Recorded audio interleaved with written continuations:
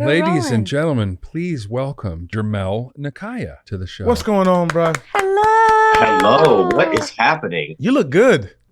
Oh, thank you. What are you about to go do something or something? Like, or is this just for us? Is what I'm trying to figure out. This is for everybody. That's right. Yes, That's correct. right. Correct. This is not for the three. It's for everybody. That's right. world. That's for everybody watching. This is kind of my everyday though. So, I'm not really doing that much. You've had the swag since we met. Did I peep a man bun? Did you turn to profile for me? Oh, yeah. Look at this. So this is the crazy part. Usually I have a big afro now. And so I was like, let's just tame it down a little bit. So JERMEL is the reason people need to watch us on YouTube. I'm not mad at it. Absolutely. You look great. Thank you for joining us. Are you in LA? Where are you joining us from today? I am in LA. Yes, Okay. I am. We were just talking about the Memphis episode, the beautiful work that you did in terms of introducing us to young William. Obviously, your first episode was 103. Is that the first episode? Where you Correct. First joined That us is right. on the Yeah. bus? Yeah. But I'm curious because we actually never got a chance to have any scenes. You got a chance to act opposite Mandy, clearly. But what kind of interaction, if any, did you actually get to have with Ron? It was very brief. If I remember correctly, I was on set for them to decide how the hair and makeup was going on a Tuesday. Okay. And they're like, hey, would you like to meet Ron? I'm like, well, yeah, of course. So you were filming, you and Ron were filming, and so they drove me over, and I got to meet him for all of about maybe 5 minutes. But it was kind of this, I felt this old soul connection. And then on Thursday, I was filming. So it was just sort of like, okay, I will just take that and just drop it in and let's go. Because you hadn't had a chance to even watch. The show had not been on the air yet by the time that you started shooting. So you hadn't seen. Did they show you anything? They didn't show you anything. I had seen, before I even auditioned, I had seen, you guys, I think, had done the first episode, right? So there was a little bit of a teaser on YouTube. Okay. So That's it? Right. That's all I saw. So I remember the time my manager was like, you know what? I think I found the role for you. So I watched that and I called him back and I'm like, oh yeah. That was like on a Friday. And the audition was on Monday and I got that job Thursday and then on set the following Tuesday. That's right. Whoa. That's how you do that. Crazy turnaround. Yeah. It was quick. So it was just kind of like, with Ron, we had this eye connect and it just kind of like, I'm grateful that you're you so I can play you. The younger version, what I mean? So it was just, and it just kind of worked out. I mean, we had some conversations along the journey of it all. I think when Jesse was introduced and he was kind of like, so how do you feel about this? Did anything change? And I just thought, why would anything that's organic and just who we're living in the space change? I think just be, and this just happens to be another element of who William is. Right. So well said. For me, it was just like, okay, there's just one more thing, which of course there were so many things that William had to contend with. So that was just another like, all right, we got it. No problem. So. Gosh, JERMEL, I'm curious too, considering that you were cast and brought on and shot so quickly in that sort of succession. Did you know who this character was in this story and where it was going? Were you given any of that information or were you just sort of like, I'm signing up for this and wherever this goes, like, I'll just follow the lead and go where I'm supposed to go?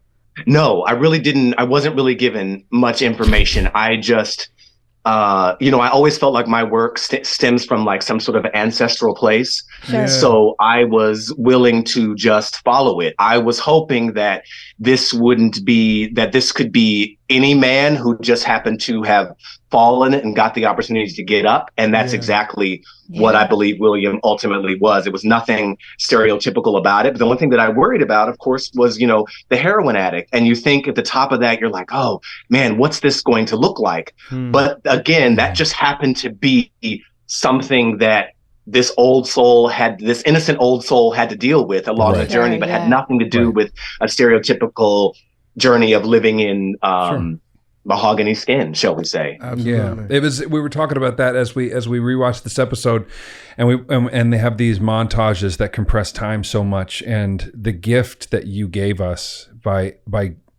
letting us get to know young William so well in such a compact amount of time allowed not only you to do your work, but Ron to do his in a way that is so hard to tangibly explain, especially to a non-actor.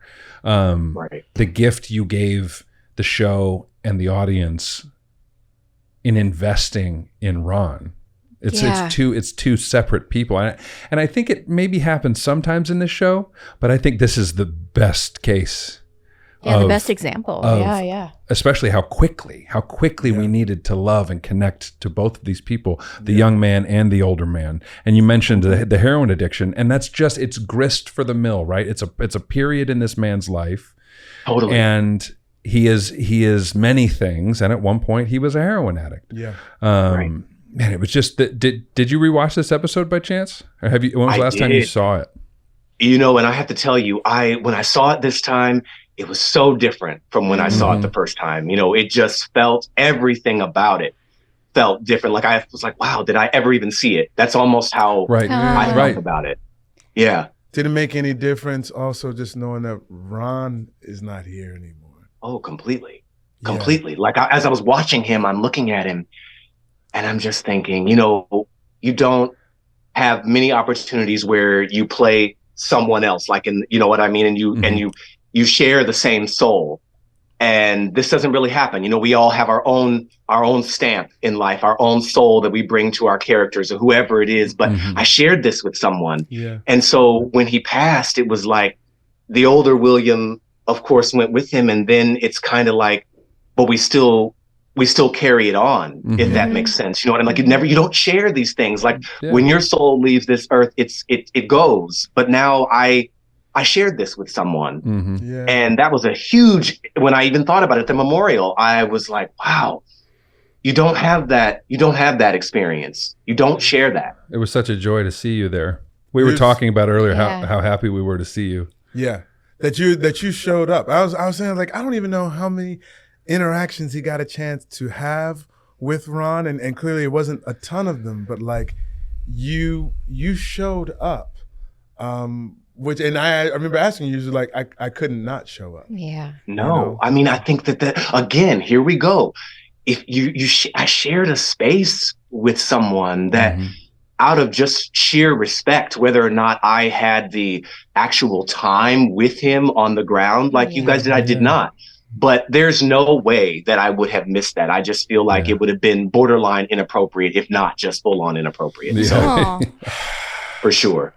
I think, also one of the most amazing things about playing William, and I feel like this as an artist, the general rule is, I was in Ohio actually, and, I'm not thinking about William or This Is Us, I'm out to dinner and none of this is going through my head. And the waitress says, "Oh, do you mind if the owner of the restaurant comes over and talks to you?" And I'm not connecting the dots. And I was like, okay, sure, no problem.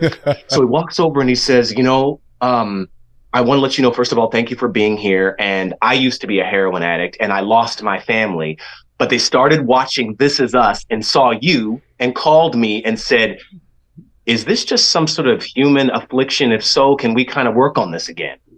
So me and this guy just cried, because I just thought, now when your art, of course, depicts life and you actually change someone's life, like, then we've done our job. That's right. So that's what I felt like. That's the biggest honor I felt like from playing William, that someone actually said to me eye to eye, face to face. That's amazing. That is amazing. Yeah, it was like, oh, okay. So, and I take no responsibility for that. I just take that I was doing what I was supposed to be doing to aid and heal somebody else. It had nothing to do with me. It was just, you got to be a conduit for it, though. Yeah. Speaking of, like, William is such an artistic person. Obviously, you are an artist in general, but did you relate to that side of him? Are you musical? Because we saw in this Memphis episode, like, you just, like, behind the keys, and I was rewatching this episode with my husband, and I was like, look at Jermel, like, he's just going for it. You were so joyful up there. It was so palpable. And again, to, like, show that color, that side of William, it's something that, like, for young William especially, like, we never got to see until this episode. Yes. And I'm just curious if that's something that you shared with the character. Yeah, well, I do have a musical background, so I okay. am like semi-classically trained. So I did a lot of musical theater before doing the TV film. But really, what what felt more organic to me was that stepping into Memphis and stepping into old Black life and what a juke joint would feel like, and that's what I think riveted that work more than actually having the connection to my own personal musicality. Got it. Okay. Well, it definitely came through on screen. Yeah. We were all feeling it. Yeah. Tell me a little bit about Amanda Warren. I think is a wonderful actor. Brian Tyree Henry. Like just the scene partners that you had to sort of like live things out with. How was the process of just working with those beautiful people?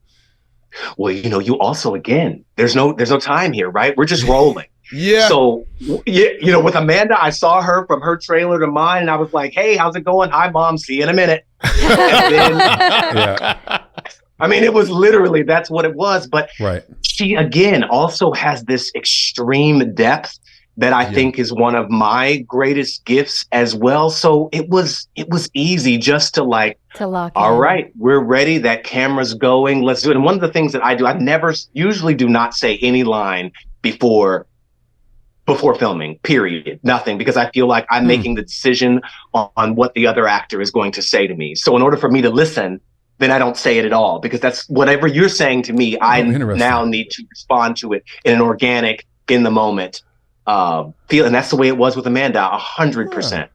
Wow. Because that's just the space that she comes from. I didn't expect tears that would happen. They just happened. I never claimed, you know what, I'm going to cry here. Let's cry on this line. This will look good. Let's make sure that tear falls. They just happen. Yeah. It's like when you do POV from a different angle, I'm like, yeah, I'm going to still probably be crying because that's just what's going to happen. Wow. The same thing happened when I first saw Ron on screen and when I saw you on screen.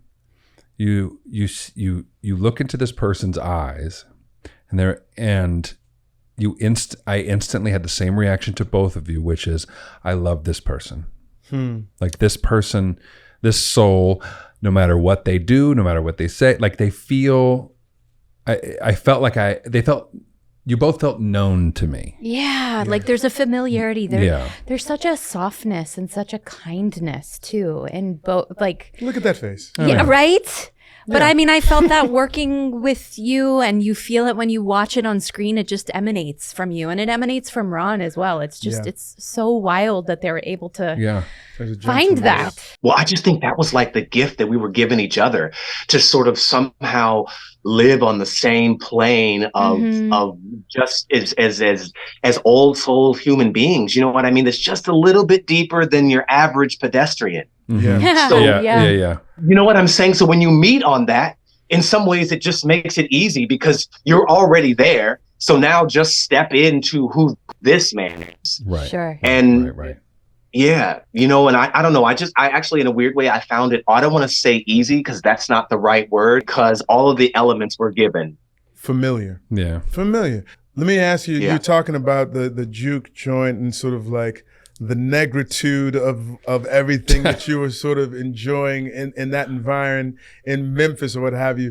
Talk to me about listening to Brian Henry rip this song like take after take, because y'all probably had to do it 6 or 7 versions and then they like wound up cutting it together or whatnot. Like, what was it like seeing the song grow and become what it was? It's interesting, because you sit there in the moment. I'm like, I am William. JERMEL is somewhere else. I'm like, man, I wrote that.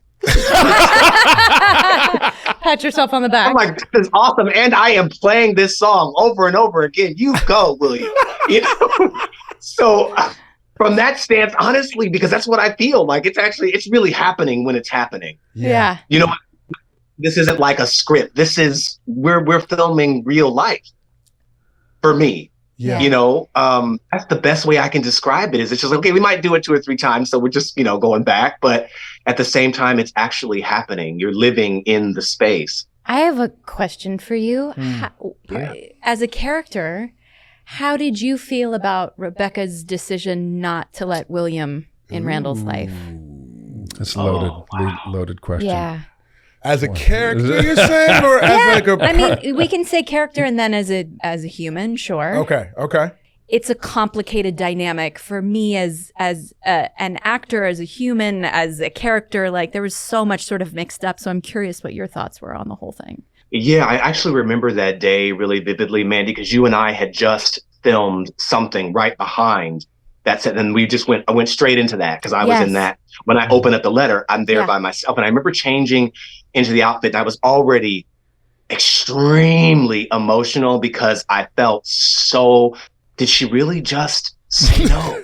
Like, how do I digest that? That's kind of, and of course the digestion for that in the moment of actually opening the letter and seeing the words on the page, the emotions just erupted because it's just kind of like you were in control of that entire fate. Yeah. So of course I absolutely can say that I understand, I think as a human being, but I also feel like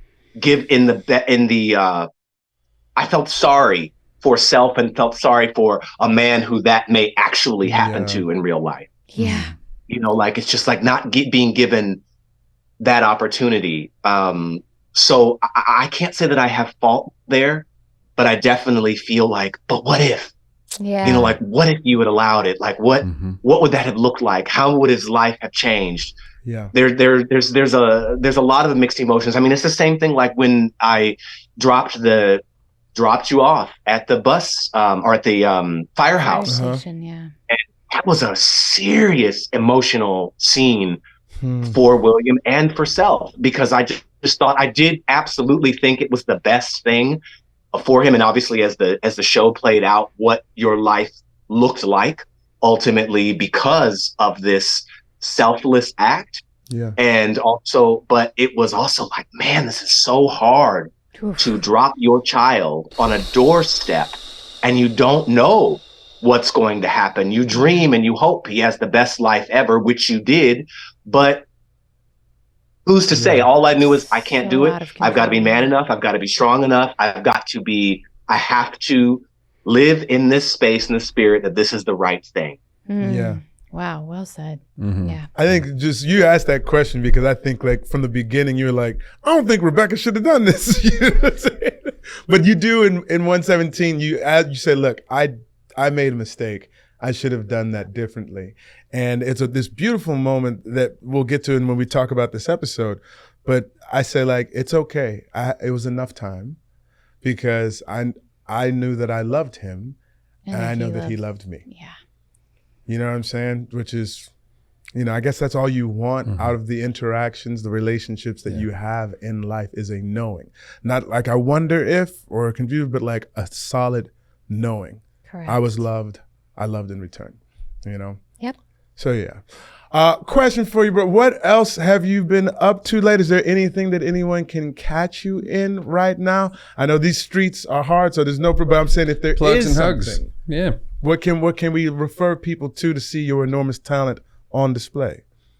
I have, and Mandy, I think we talked about this a little bit at the memorial. I bought this huge compound in Detroit, which consists of this old 1920s school and this cathedral and parish house and this parking lot. And I was like, so you bought this because what is happening here? And the thought behind it just came to me one day is that I wanted to see this whole facility turned over from, commercial to residential and give people a chance. In Detroit, 41% of the population lives below the poverty line. Yeah. That's what's actually noted, but I actually think it's higher, probably 50% or more. So so in that case, you are in the United States. This is somewhere that I would say almost feels like a developing nation, for lack of a better way of saying it. And that just feels unfair for any human. So if there was any way that I could, find this way to give people the health care they needed, the mental health that they needed, and this year of living instability where someone said, hey, I care what happens to you. And at the end of that year, be able to be whatever their best is. That best is, being off drugs, no longer allowing someone to take advantage of them, whatever, like just being able to live a full, fruitful life. So that has been taken a lot of my time and energy. And because the streets are a little bit barren out there in terms of the TV film world, it has it's allowed me to continue to filter that out and to work on that. So do you have a social media presence around that project, or is there a website or a place where people could donate? No, not yet, which is I know, right? You're like, what? But as you guys know, probably you see I'm the worst when it comes to social media. It's just something I need to get better at. And that's the next step to work on that. Well, when you're ready to spread the word, let us know and we'll get it out there. We'll help you. Please do. Okay. You have the vision, which is a reflection of like just who you are as a human being. You are here to be of service, whether it is through your art or otherwise in life. God bless you for listening to that calling. Yes. Yes. Thank you. Thanks for chatting with us today. Brother, thank you for taking the time to be with us today. It's so Good to nice see your to see your face. Appreciate you. Nice seeing you all. You take care, and if you need to let the bun out, it's all good. Big, small, it don't matter. Let it free. Oh, trust me. And I'm sweating and everything, so this is all coming off. Hey, so are we, buddy. It's hot in here. Take it easy, brother. See you later.